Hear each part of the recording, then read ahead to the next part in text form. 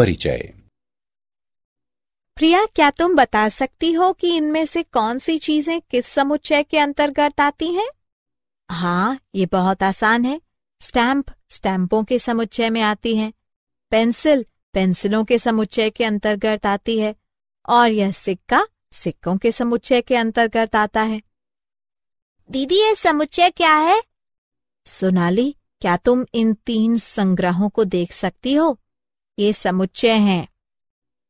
लेकिन आप इन्हें समुच्चय कैसे कह सकती हो दीदी?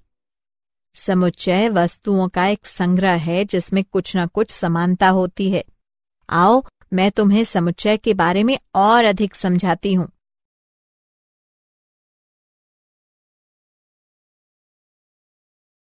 उद्देश्य।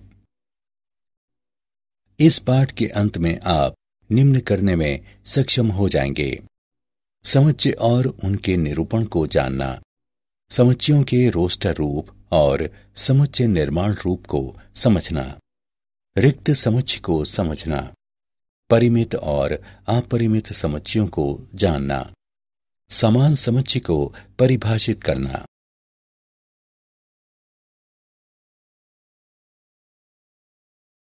समुच्चय और उनका निरूपण।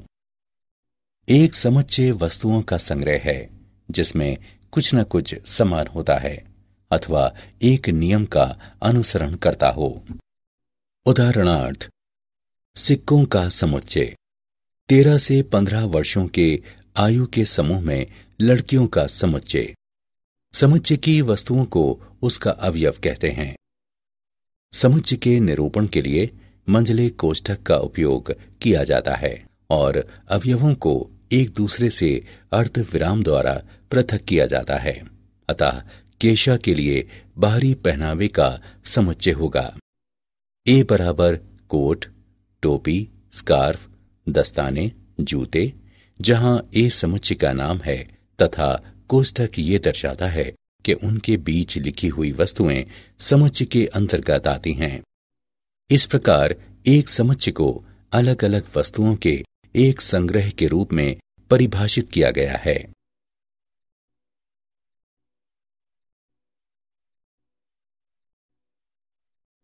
समुच्चयों का निरूपण। समुच्चयों को साधारणतः अंग्रेजी वर्णमाला के बड़े अक्षरों से प्रदर्शित किया जाता है। एक समुच्चय के अवयवों को साधारणतः अंग्रेजी वर्णमाला के छोटे अक्षरों द्वारा प्रदर्शित किया जाता है। एक समुच्चय के लिए वस्तुएं, अवयव तथा सदस्य पर्यायवाची पद हैं। उदाहरणार्थ, कैपिटल ए एक समुच्चय है और ए उसमें एक अवयव है। अर्थात जब हम कहते हैं कि एक अवयव ए एक समुच्चय है, कैपिटल ए के अंतर्गत है, तब हम इसे प्रदर्शित करने के लिए ग्रीक प्रतीक एप्सिलॉन का उपयोग करते हैं। एप्सिलॉन वाक्यांश के अंतर्गत आता है, इसको निर्दिष्ट करता है। तथा अगर एक समुच्चय के भीतर कुछ ना हो तब हम इस प्रतीक का उपयोग करते हैं, तो इसका मतलब है से संबंधित नहीं है। उदाहरण, समुच्चय कैपिटल ए है 1 2 3। आप देख सकते हैं कि 1 कैपिटल ए के अंतर्गत आता है जबकि 5 कैपिटल ए के अंतर्गत नहीं आता। गणित में कुछ समान समुच्चय निम्न हैं। समुच्चयों के निरूपण की विधियां। एक समुच्चय को निरूपित करने की 2 विधियां हैं: रोस्टर या सारणीबद्ध पद्धति और समुच्चय निर्माण पद्धति। रोस्टर पद्धति। रोस्टर पद्धति समुच्चय के सभी अवयवों की सूची है। अवयवों को अर्ध विराम द्वारा पृथक किया जाता है तथा मंझले कोष्ठक के भीतर लिखा जाता है। मंझला कोष्ठक ये सूचित करने के लिए लगाया जाता है कि इनके बीच लिखे गए अवयव उस समुच्चय के अंतर्गत आते हैं। आओ किसी समुच्चय को रोस्टर पद्धति में प्रदर्शित करने के कुछ उदाहरण देखते हैं। आर बराबर ए, ई, आई, ओ, यू। जी बराबर 0 1 2 3 4 5 6 7 8 9। टी बराबर सोमवार, मंगलवार, बुधवार, गुरुवार, शुक्रवार। समुच्चय निर्माण पद्धति एक सामान्य पद्धति है जिसे नीचे समझाया गया है। समुच्चय निर्माण पद्धति में अनुलंब पट्टी को हमेशा इस तरह है कि के रूप में पढ़ा जाता है। यदि रोस्टर विधि अनुपयुक्त या अपर्याप्त हो तो अधिकांशतः समुच्चय निर्माण पद्धति का उपयोग किया जाता है। उदाहरणार्थ, x इस तरह है कि x 6 से छोटा है और x जो कि एक गणनीय संख्या है सभी 6 से छोटी गणनीय संख्याओं का एक समुच्चय है। नोट करें कि 1, 2, 3, 4, 5 की तरह ये समान समुच्चय है।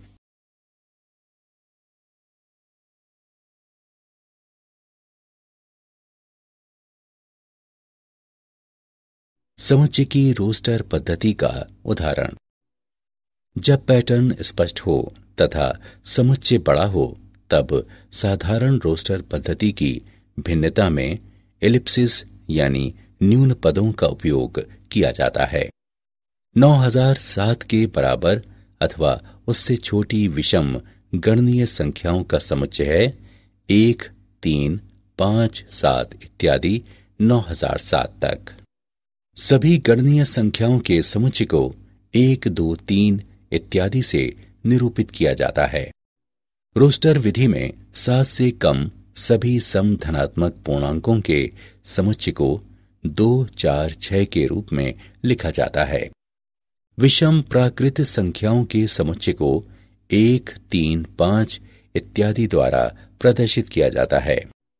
स्कूल शब्द की रचना करने वाले अक्षरों का समुच्चय है SCHOL अथवा HOLCS। यहाँ अवयवों के क्रम को किसी भी प्रकार लिखा जा सकता है।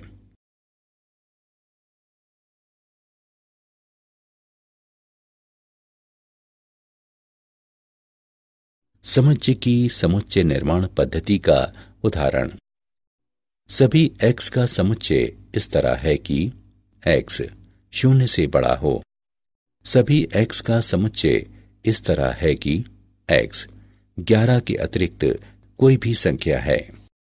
सभी x का समुच्चय इस तरह है कि x 5 से कम कोई भी संख्या है।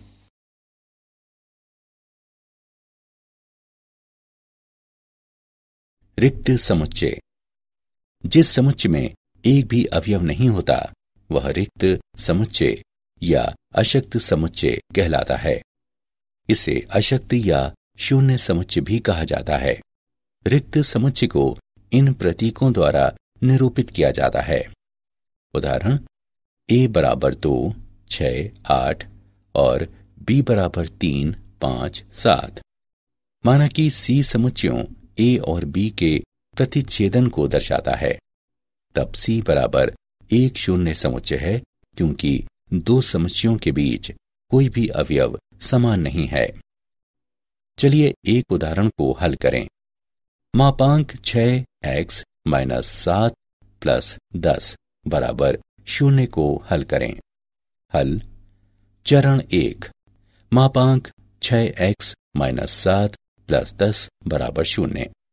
चरण 2, मापांक 6x - 7 बराबर -10 जो सत्य नहीं है दोनों पक्षों से 10 घटाने पर। चरण 3, अतः हल एक शून्य समुच्चय है।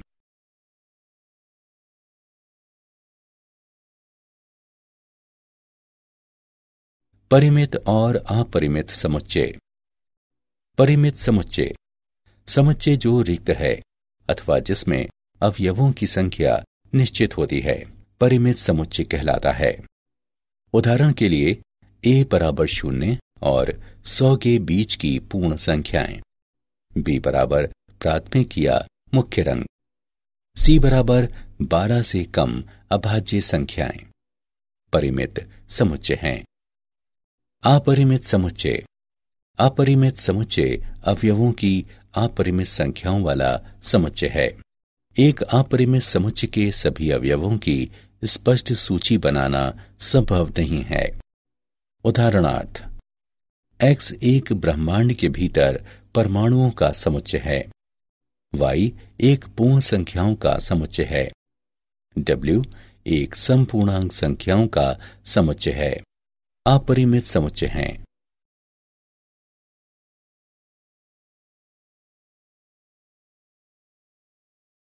समान और असमान समुच्चय।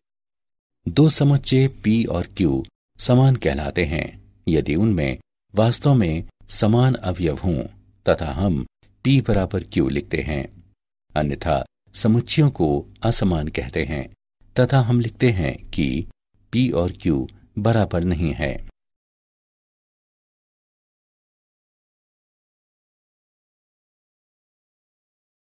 समान समुच्चय का उदाहरण। समुच्चय A बराबर 3, 4, 6 और B बराबर 6, 3, 4 बराबर हैं क्योंकि उनके अवयव समान हैं। यदि समुच्चय के एक या एक से अधिक अवयवों को दोहराया जाता है तो समुच्चय बदलता नहीं है। उदाहरण के लिए कैपिटल A के सभी अवयव कैपिटल B में हैं अथवा कैपिटल B के सभी अवयव कैपिटल A में हैं तो समुच्चय A बराबर 5, 6, 7 और B बराबर 6, 6, 5, 7, 7 बराबर हैं। यही कारण है कि हम प्रायः किसी समुच्चय का वर्णन करते समय उसके अवयवों की पुनरावृत्ति नहीं करते हैं।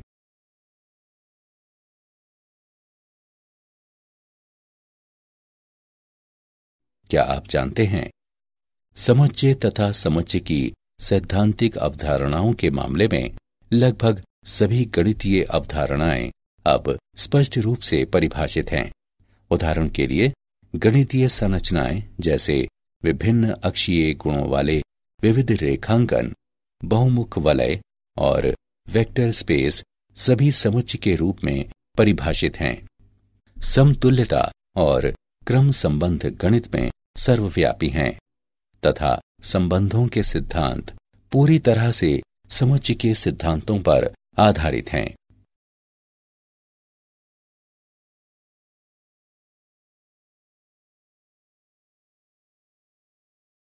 सारांश।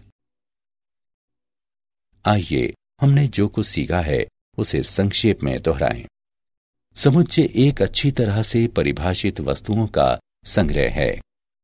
एक समुच्चय जिसमें कोई अवयव नहीं है उसे रिक्त समुच्चय कहा जाता है। एक समुच्चय जिसमें अवयवों की संख्या निश्चित होती है उसे परिमित समुच्चय कहा जाता है। अन्यथा समुच्चय अपरिमित समुच्चय होता है। दो समुच्चय A और B को एक समान कहा जाता है यदि उनके अवयव वास्तव में एक समान हों।